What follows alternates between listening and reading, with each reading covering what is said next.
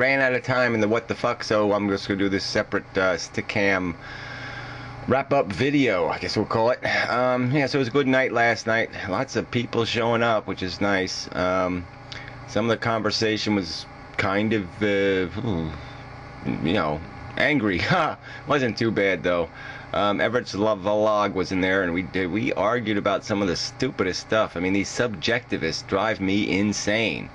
He didn't get the idea that all consciousnesses are essentially the same thing. I mean, we're all essentially equal, substantially equal.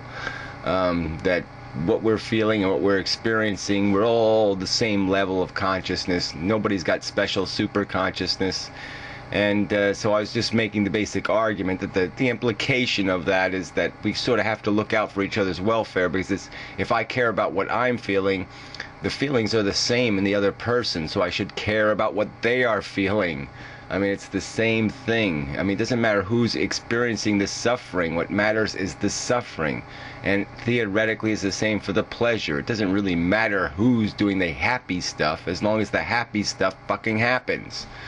And it's, everybody tries to personalize their life, and yeah, that's how we live it.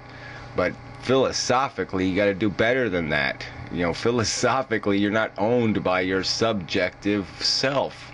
Your philosophy is allowed to think about bigger and better things than you. But you don't get it.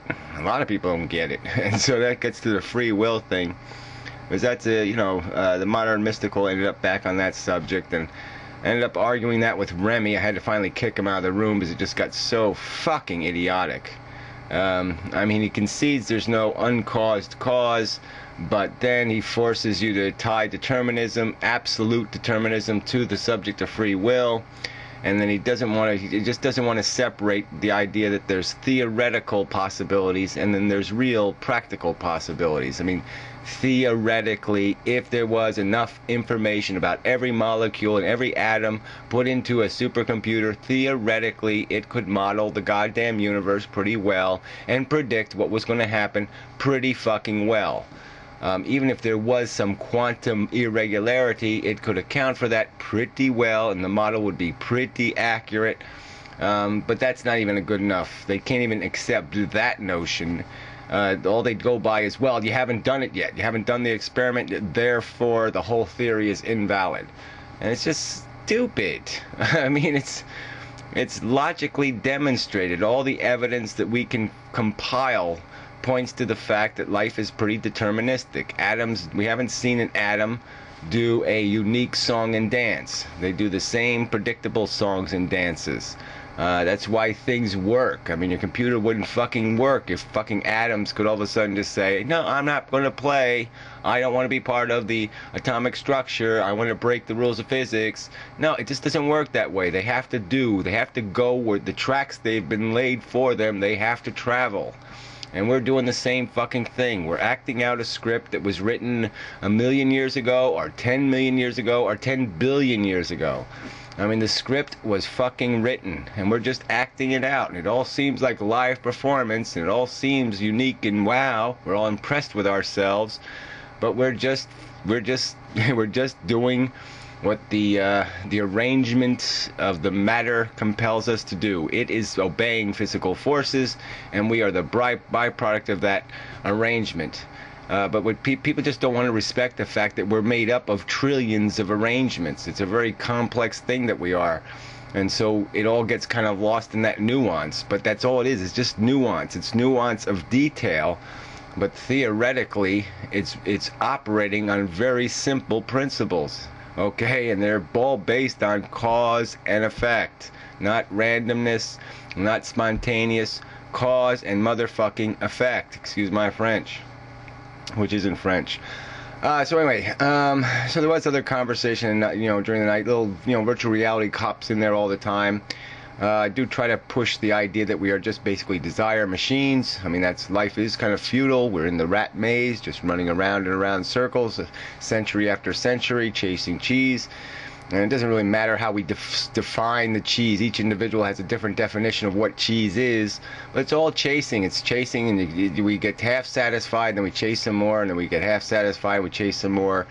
And, people just got to get the idea of what is running us. The DNA molecule is owning us. It's controlling us, and we've got to do better than that. We got to use this brain thing to escape that insane programming. Consumption and reproduction is not it's not a great foundation to justify an existence. You should do better than consumption and reproduction. There should be like, yes, and accomplishment or something. We should actually have something called accomplishment to tie on to the end of that. So anyway, Paul's Ego was in the room for a while. He's a nice guy. I like Paul's Ego. Didn't say much, but we had a little conversation. It was nice. Give Me a Break Man showed up, and, by 5 in the morning, I love everybody. So, yeah, we got along fine. We had some nice conversation. I was going to take a bath with his wife. That was a nice story.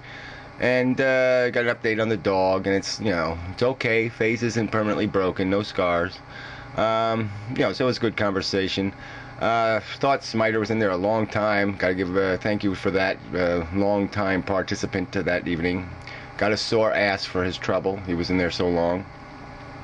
Apparently Soup X was in there earlier. I did see him, jabbering and whatever he was doing in the video screeny thing, and I just ignored him. But apparently he was trying to stir up crap in the text, and I didn't read any of it, because I was in conversation.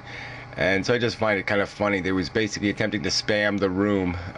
Here's this fucktard who talks about freedom of speech and all this other crap, and he's basically trying to force other people to leave a room. He's trying to make a mess. So his version of free speech is, well, let me, shit in front of you so you can't speak where you're speaking. You have to go someplace else to speak because I'm going to stand in front of you and take a shit. I mean, that's his version of free speech. I mean, he has no conception that we lose freedom through harassment. And as soon as you think harassment is speech, then you degrade other people's capacity to speak. I mean, people are so fucking dumb. There's no such thing as an absolute freedom. It just doesn't work that fucking way. You gotta fulfill the responsibilities first, and the responsibilities are what make something possible. If you don't have speed limits, you're not going to have roads that are navigatable for most people, because they're going to say, well, hell, I'm not going to take my kids to the soccer game because they might get killed by some fucker. And so you're not going to go anywhere. So you won't have the freedom to drive if you give people the freedom to drive like assholes, or to drive any kind of vehicle, no matter how fucked-hearted, whether it's going to blow up or not, or the wheels are going to fall off. If you don't have some kind of rules for how the fucking highway runs, then there's no fucking useful highway. The only people that own the highway then are idiots and lunatics. And it's the same truth with free speech. You're not going to have any free speech if you let the fucktards and the idiots and the shit fucking talking jackasses own the goddamn speech. So enough of that. I don't know if there's anything else to add. There was probably some others. There wasn't, not too many women's. There was some little cutie girl there for a while, and some other girl doing nasty things, but nasty by, personal preference. But otherwise, yeah, it was a good evening, I thought. Really some good conversations. Sorry about who got kicked. Sorry, Remy, but eventually it has to just stop. I mean, the conversation was getting circular. You were repeating yourself like 7 or 8 times. The same sentences were coming out of your mouth. So anyway, enough said. So thank you, and till next week on Stickam. Yeah, that's it. A little promo there.